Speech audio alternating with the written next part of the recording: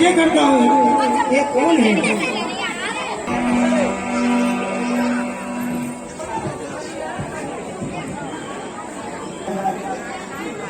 मैं अयोध्या दशरथ पुत्र राम और एक मेरा छोटा भाई लक्ष्मण और एक मेरी पत्नी सीता। अच्छा, हमने सुना है सरदार, आप अयोध्या के राजकुमार हैं और आपकी भारिया है और एक भाई छोटे लक्ष्मण है। आपको वनवास आपका अयोध्या नहीं बोलते हैं महाराज, आपके साथ ही रहे, हम भी चलना चाहते हैं। मैं आपके साथ भी वनवास में रहना चाहता हूँ, आपके साथ ही समय बिताऊंगा, आपको मेरे छोड़ने की इच्छा नहीं होगी। आप सारे गाँव का समय हो गए, आप यहाँ विश्राम कीजिए, हम भी आपके साथ इंतजाम करेंगे। आप एक लीजिए, हमारे पास हम तो पहले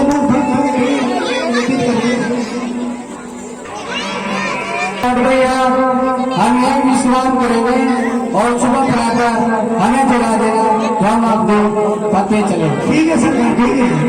है लखनलाल जी, होगी निशान जी, है लखनलाल जी, महाराज दशरथ का महल जिसकी स्वर्ग में इंद्र का महल है, उनकी समानता नहीं कर सकता। मणियों से रचे गए चौबारे रामों कामदेव जी ने अपने हाथों से सजाया है। इस प्रकार की बात है।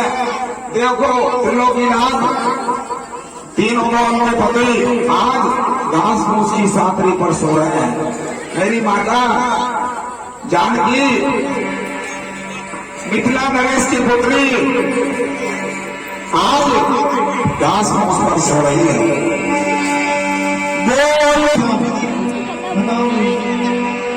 सब कोई भिखारी सपने में राजा हो जाता है और कंगाल घर का स्वामी बन जाता है। उसी प्रकार है, लेकिन लाभ या हानि कुछ नहीं होता है जगने पर। वैसे ही संसार को देखना चाहिए, ऐसा लक्ष्मण जी ने ज्ञान दिया निषाद राय को। अरे भाई कौन है? अरे कौन भैया, जरा इधर पे आना। अरे हमारे सरकार निषाद है क्या? हाँ यही भी तो। और निषाद जी सरकार जरा रुकिए।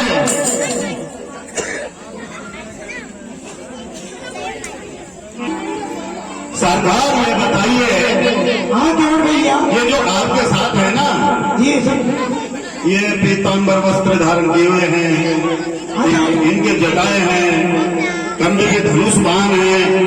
जरा हमें ये तो बताइए इनका नाम क्या है, कहाँ से आया आपका? मेरा हाँ आपसे मिले। हाँ जी, ये राजा दशरथ के राजकुमार है, अच्छा इनका नाम? अच्छा, इनकी भावना सीता है, ये सीता माई है। अच्छा, ये भैया लक्ष्मण है।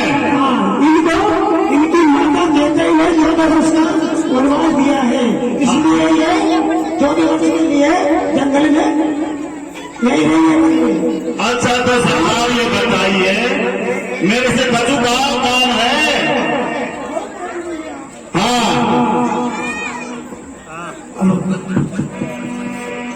आप इनको आपकी माँ की बिठाई करके गाड़ी के पार उतारी।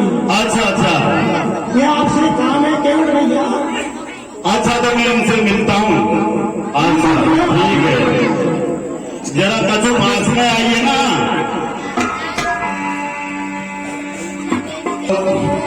अच्छा सरकार पूछते हैं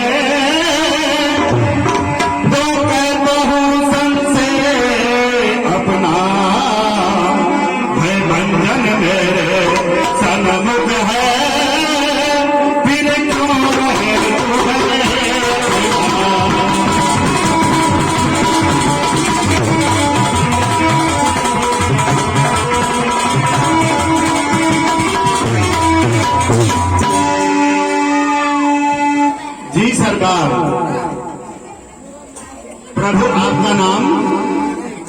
नाम राम राम अयोध्या दशरथ जी के लाल हो।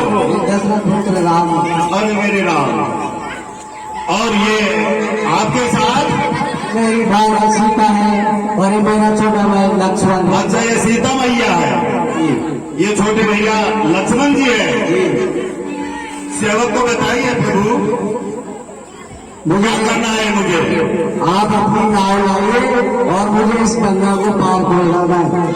सुना प्रभु, आपके चरणों की बखान तो मैं वर्षों से सुन रहा हूँ, वर्षों से।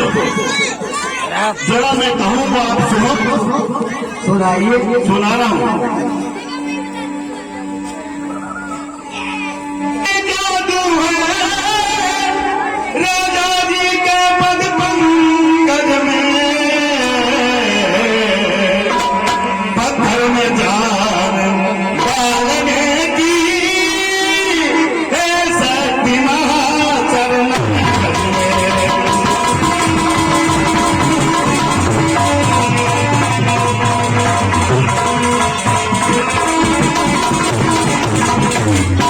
ऐ प्रभु, जी सरकार। मैं आपके चरणों के बखान सुनता हूँ, पत्थर में भी जान डाल देते हैं आपके ये चरण। सुनो प्रभु, सुनाइए। बन गई शिला सुंदर नारी, चरणों की धूल के लगते ही जड़ में चेतनता आती है, उस जीवन भूल के लगते ही।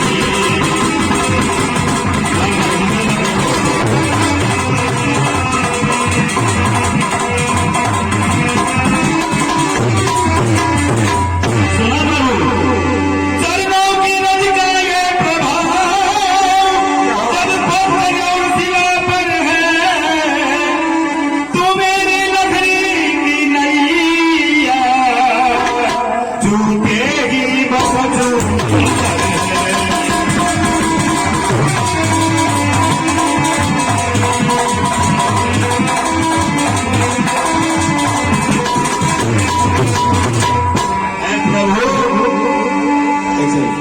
जब पत्थर की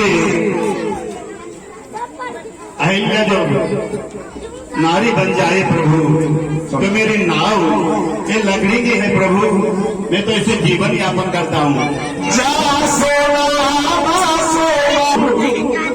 आपके चरणों की वजह से कहा जाता है कि बहुत सागर पार हो जाता है प्रभु।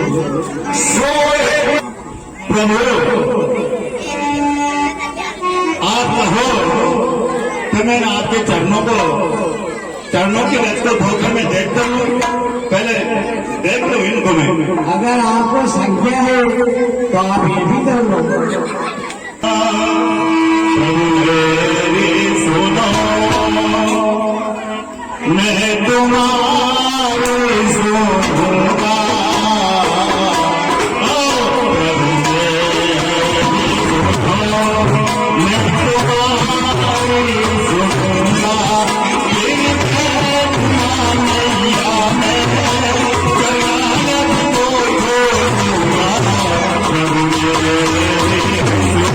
Oh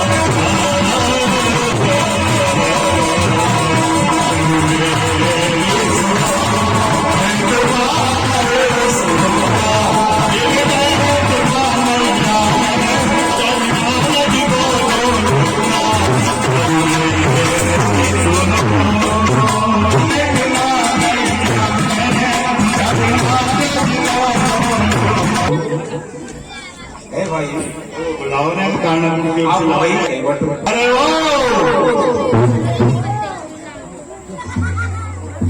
अरे ओ भैया अरे देख तो सही, देख तो कौन आए हैं अपने। अरे प्रभु श्री राम है, प्रभु श्री राम। प्रभु श्री राम। अरे जरा कटोरा लेके आ, जरा कटोरा लेके आ, इनके चरण पधारेंगे। ठीक है, मैं अभी जा रही हूँ और कटोरा लेकर आई हूँ। बोला ना भैया कटोरा। हे भैया केवट, तुम वही उपाय करो जिससे तुम्हारी नौका न जाए। हमें देर हो रही है, पार उतारने। चलो आइए प्रभु। हेलो, अच्छे मलमल के धोने दो प्रभु, आपके इन चरणों में जादू है, जादू। हाँ अरे